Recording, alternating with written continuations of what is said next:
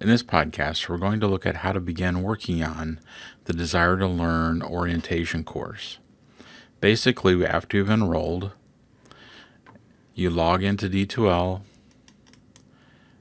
go here to the D2L orientation course from the class list, and this is the home page for the D2L course. So if you look down here in the Getting Started area, it mentions to go to the blue content button. So you click on the blue content button, which will take you to the course information area. Basically, when you come in here, you're going to come into Module 1. There are a total of 8 modules. When you do come in here, you're only going to see the first couple of modules. Basically, what you need to do is work your way down through the various links, and as you work through the content, more and more modules will appear. So let's take a quick look at what's here in Module 1. If you click on the instructor information link here, you'll notice there's information on how to contact me, and then some background about me as far as my education, and then office hours. These are the times I'm available, and you can go up here and look for my office number right here, and here's my phone extension and my email address. Now, to get to the next page, you can navigate by using the breadcrumb trail here and going back to that module, or you can just click the next arrow over here to the right. On the next page, we have a copy of the syllabus available right here at this link.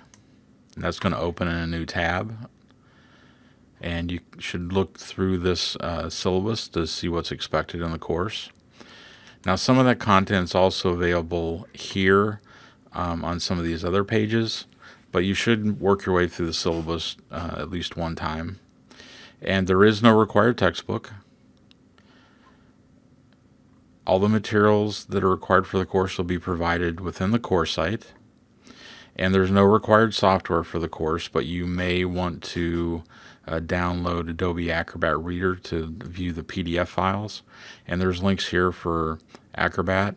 Also, you may find that you may need Flash Player in some of your courses, and there's a link right here to download that. So on the next page, we have the course objectives. These are from the syllabus. So if you've read through the syllabus, you don't really need to read through them again, but if not, they're also listed here. Course evaluation, these are going to be the assignments you need to complete. A lot of the things are just surveys and things to provide us information, and then other things to make sure that you're prepared to take an online class and that the computer you're using is prepared. Basically, at the end, you need, like I said, you need to go through the content as you work your way through the course, because at the end there is a quiz at the end, and you must pass that with a 92%. Now, you've got unlimited attempts at that quiz to pass it, but you will need to look at the content as you go through here so you're ready for that quiz in Module 8 when you get to it. Now, as I said, there are 8 modules. That's listed here under the course structure, and it is self-paced. The only deadline that you have for that is if your instructor requires it for an online class that you're taking, you'll need to meet that deadline.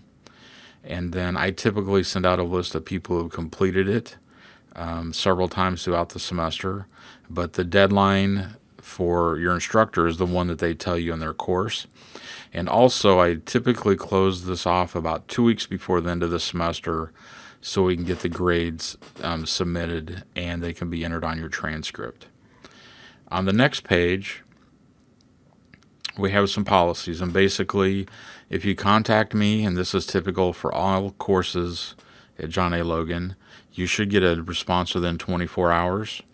Now, at the beginning of the semester, I try to keep up. We do have sometimes 400, 500, 600 students taking this course, so I do try and make sure I can get a timely response back, but sometimes it may be a little more than 24 hours. Hopefully most of the content is self-explanatory. There are videos that walk you through each step of the way. The plagiarism statement doesn't really apply here because there's no real content you're going to be creating You will be submitting a couple documents, but no, you're not going to have to write anything creative for this course. And then you should review the basic etiquette guidelines. Those do apply in this course for any discussion posts that you make. And then on the next page, we have the different kinds of help that are available. If you're having trouble logging in, you should contact the Information Technology Student Help Desk. That's right here. If you're having trouble with some of the tools working in D2L, then you need to contact the D2L Help Desk. And one of the people that helps with that is myself. So you could just direct those questions to me. And if there's any questions about the content, you would also contact me for that. Typically, any content questions should go to the instructor of the course, which in this case is myself. But in other courses, if it's questions you have about content in the course, you should direct those to your instructor. Now I'm going to go ahead and go back here to the table of contents, and then go here, and if you look in Module 2,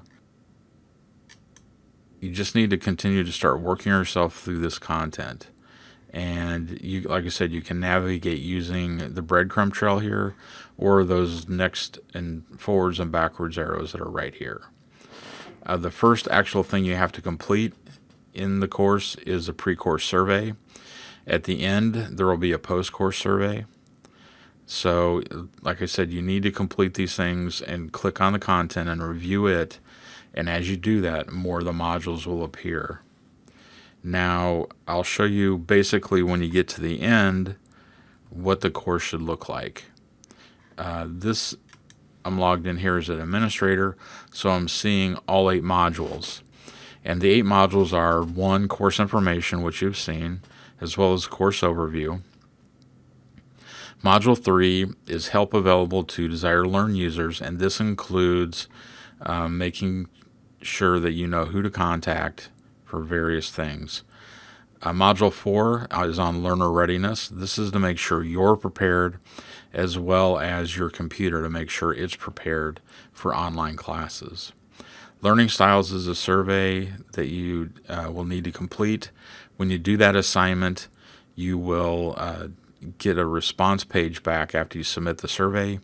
You need to copy that content and paste it into a Word document and save that, because you'll need it later for item number 7 here under Module 7, the Desire to Learn Dropbox tool.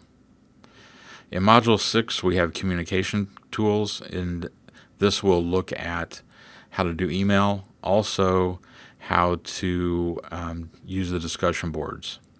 7, we look at the Dropbox tool.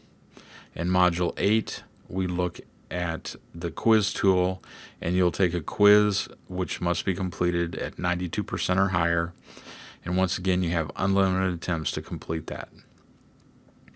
So, as I said, as you work through, more and more of these modules will appear. And you really need to go through the content to prepare yourself for that quiz at the end. If you have any questions, please contact me.